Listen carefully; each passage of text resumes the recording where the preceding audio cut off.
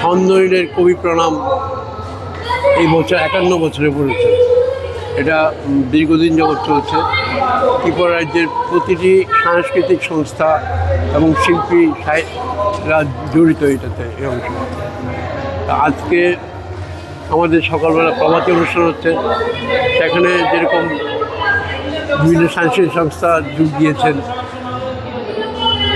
এছাড়াও 15, 16, 17 এই 3 দিন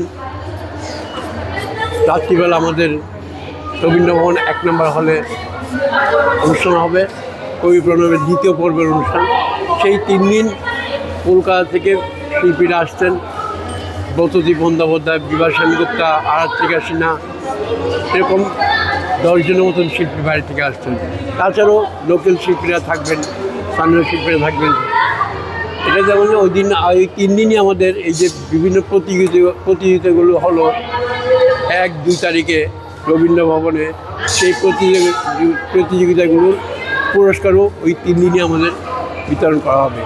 কোন দিন কোন পুরস্কার দেওয়া হবে আমরা সবাইকে জানিয়ে দিয়েছি, অসুবিধা নেই। এ হচ্ছে আমাদের মূল প্রবলেম।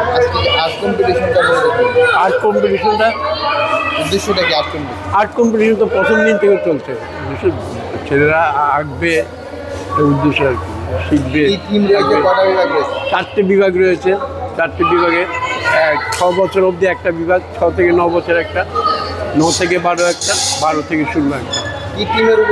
এছাড়াও 5 জন ত্রিপুরার বিখ্যাত শিল্পী, বরিষ্ঠ শিল্পী, স্বপন নন্দী, হরেকৃষ্ণ পাল, এরকম 5 জন শিল্পী বাইরে ছবি আঁকছেন ক্যানভাসে।